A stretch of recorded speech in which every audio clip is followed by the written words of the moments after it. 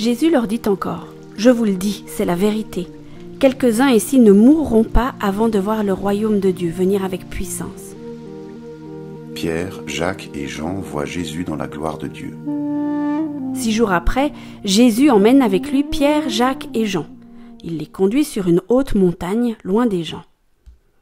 Là, ils sont seuls avec lui. Sous leurs yeux, Jésus change d'aspect. Ses vêtements deviennent extraordinairement brillants. Personne sur la terre ne peut rendre des vêtements aussi blancs.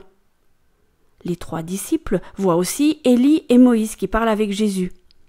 Alors Pierre dit à Jésus, « Maître, c'est une bonne chose pour nous d'être ici. Nous allons faire 3 abris, un pour toi, un pour Moïse et un pour Élie. » En effet, Pierre ne sait pas quoi dire. Il est effrayé et les autres disciples aussi. Un nuage arrive et les couvre de son ombre. Une voix vient du nuage et dit « Celui-ci est mon fils très aimé, écoutez-le. » Les disciples regardent autour d'eux, mais soudain, ils ne voient plus personne. Jésus est seul avec eux.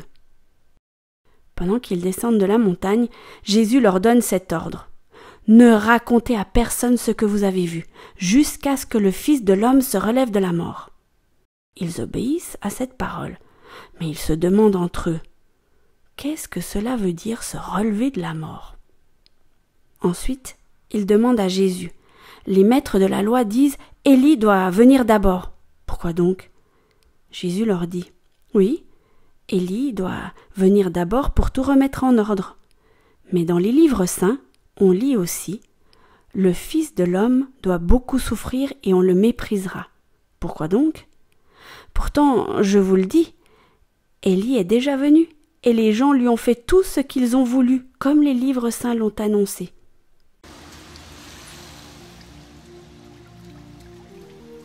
Jésus guérit un enfant qui a un esprit mauvais.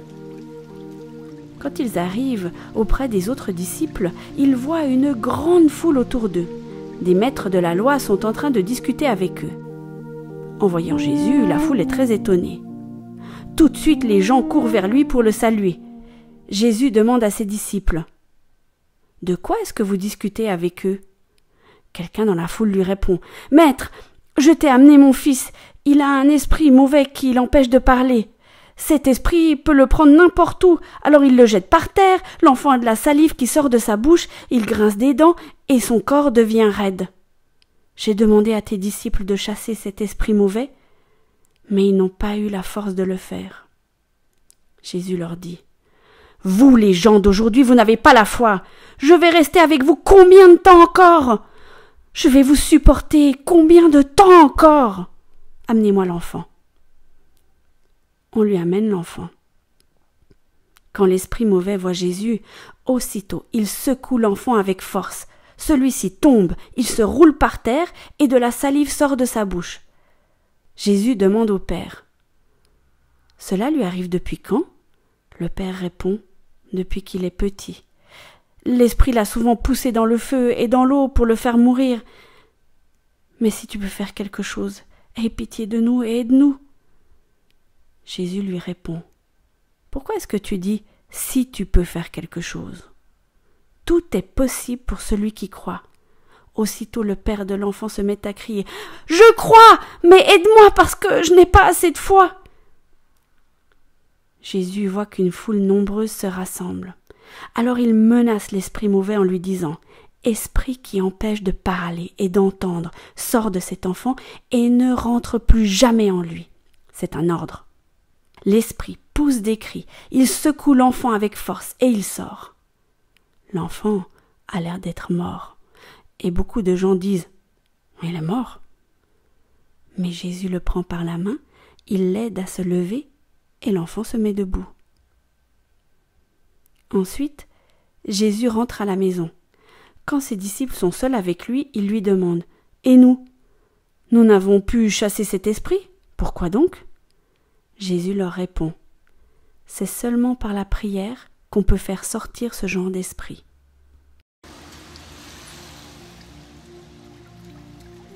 Une deuxième fois, Jésus annonce qu'il va mourir et se relever de la mort. Il quitte cet endroit et il traverse la Galilée.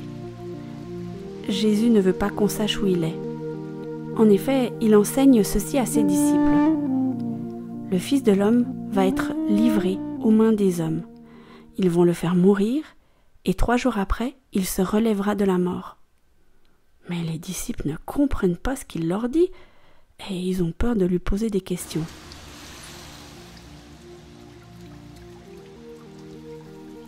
Qui est le plus important parmi les disciples? Ils arrivent à Capernaum. Quand ils sont dans la maison, Jésus demande à ses disciples « De quoi est-ce que vous avez discuté en marchant ?» Mais les disciples se taisent. En effet, sur le chemin, ils ont discuté entre eux pour savoir qui était le plus important. Alors Jésus s'assoit. Il appelle les 12 apôtres et leur dit « Si quelqu'un veut être le premier, il doit être le dernier de tous et le serviteur de tous. » Ensuite, il prend un enfant, il le met au milieu du groupe, l'embrasse et il dit aux disciples « Si quelqu'un reçoit un de ces enfants à cause de moi, c'est moi qui le reçois. Et cette personne qui me reçoit, ce n'est pas moi qu'elle reçoit, elle reçoit celui qui m'a envoyé. »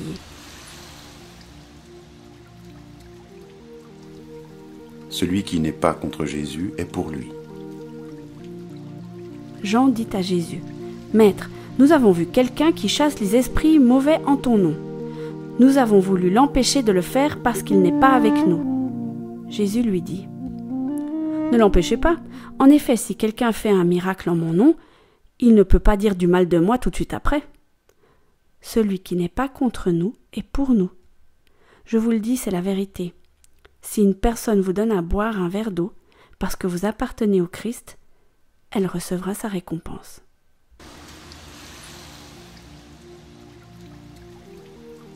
Attention de ne pas tomber dans le péché. Supposons ceci. Quelqu'un fait tomber dans le péché l'un de ses petits qui croient en moi. Eh bien, il vaut mieux qu'on attache une grosse pierre au cou de cette personne et qu'on la jette à la mer.